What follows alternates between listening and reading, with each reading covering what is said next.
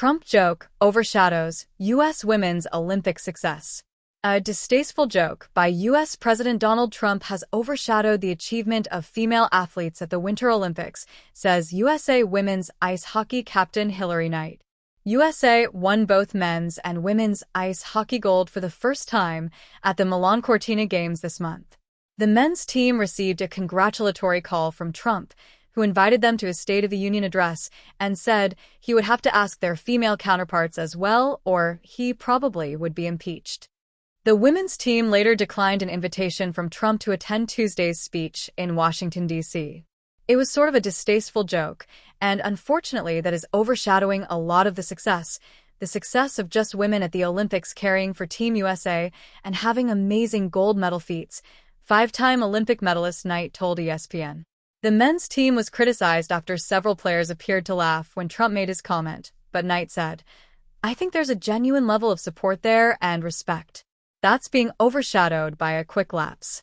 The guys were in a tough spot, so I think it's a shame this storyline and narrative has kind of blown up and is overshadowing that connection and genuine interest in one another and cheering each other on." Knight, 36, ended her Olympic career with 15 goals, the most by any U.S. male or female player. She said she hopes the Trump controversy proves to be a really good learning point to really focus on how we talk about women, not only in sport but in industry. She said, "Women aren't less than, and their achievements shouldn't be overshadowed by anything else other than how great they are." 12 seconds, shorter than a 100-meter final, shorter than a victory routine, shorter than the silence before a stadium erupts. But it lingered. It happened during a rally in Phoenix, beneath blazing lights and louder applause. Donald Trump leaned into the microphone, smiling with the timing of a seasoned showman. The crowd expected a jab, a punchline, a spark. They got it. Laughter cracked through the air like fireworks. By sunrise, that laughter had traveled faster than any relay baton. Across the ocean in the athletes' village at the Olympic Games, phones buzzed with notifications. Headlines blinked on screens. Social feeds flooded with clips. The joke, whatever its intention, began to eclipse something else. Gold. Silver. Bronze. Inside the training hall, chalk dust floated like snowfall. An American gymnast tightened her grips, scrolling for just a second too long before locking her phone away. Her team had just secured a historic medal, a triumph measured in split seconds and scar tissue. But online, the trending topic wasn't her vault. It was the rally. In the Olympic Stadium, an American sprinter stood on the podium, hand over heart as the anthem played. Cameras captured the tear tracing down her cheek. Years of dawn practices. Years of injuries. Years of sacrifice. Back home, cable panels debated tone, intention, impact. Was it harmless? One commentator asked. Was it dismissive? Another countered. Meanwhile, in a quiet apartment in Los Angeles, a young girl wearing an oversized Team USA jersey watched both stories unfold on the same television screen. On one side, highlights of breathtaking athleticism. On the other, looping footage of political theater. She muted the volume. For the athletes, the Olympics had never been about noise. It was about repetition. Muscle memory. The quiet conversations between doubt and determination. Yet noise has gravity. It pulls attention toward itself. In the dining hall, members of the U.S. women's soccer squad, veterans of both victory and controversy, exchanged glances over trays of pasta and fruit. They understood something the world often forgets: success and scrutiny travel together. One midfielder shrugged. "We can't control it," she said. But it still felt like their spotlight had tilted. The next morning, a swimmer from Chicago broke an Olympic record. Her fingertips struck the wall, and the scoreboard confirmed what her lungs already knew. History. Yet as reporters gathered poolside, questions drifted. "Did you see the comments back home?" She paused, water still dripping from her cap. "I saw the clock," she replied. "It should have been enough." In newsrooms across New York City and Washington, D.C., editors weighed headlines like scales of justice. Clicks versus celebration. Outrage versus accomplishment.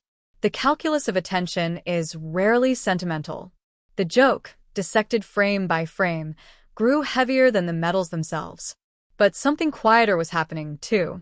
In small towns across America, girls woke up before dawn to run laps. In community pools, swimmers sliced through chlorine blue water. In empty gyms, basketballs echoed against hardwood. They weren't training for commentary. They were training for moments. At the Olympic Village, the women gathered one evening on a balcony overlooking the city skyline. Gymnasts, swimmers, runners, soccer players, different disciplines, same resolve. Someone brought a speaker. Someone else brought laughter. They talked about their families, their injuries, The meals they missed. the birthdays spent abroad. Not once did they replay the rally clip. The world might have shifted its gaze. They didn't. On the final night of competition, Team USA's women stood collectively as the medal tally flashed across the stadium screens. Their dominance was undeniable. Records broken. Firsts achieved. Barriers nudged, shattered, erased. Back in Phoenix, the rally stage had already been dismantled. The laughter was an echo now, replaced by the next headline, the next controversy, the next spark. But the medals remained. Medal doesn't trend. It endures. When the athletes returned home, airports swelled with handmade signs and homemade pride.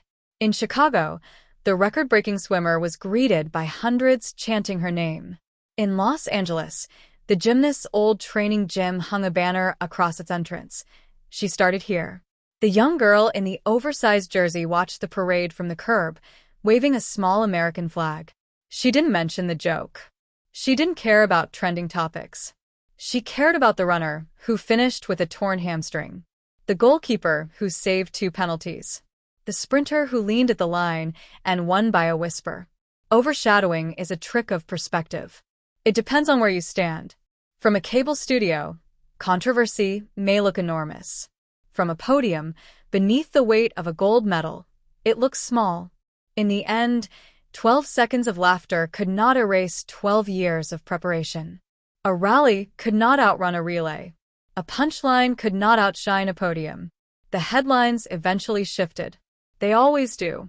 But somewhere in living rooms and playgrounds and local tracks, the real story stayed lit, not by politics, but by perseverance. And long after the joke faded into digital archives, the records remained engraved in Olympic history, immune to noise.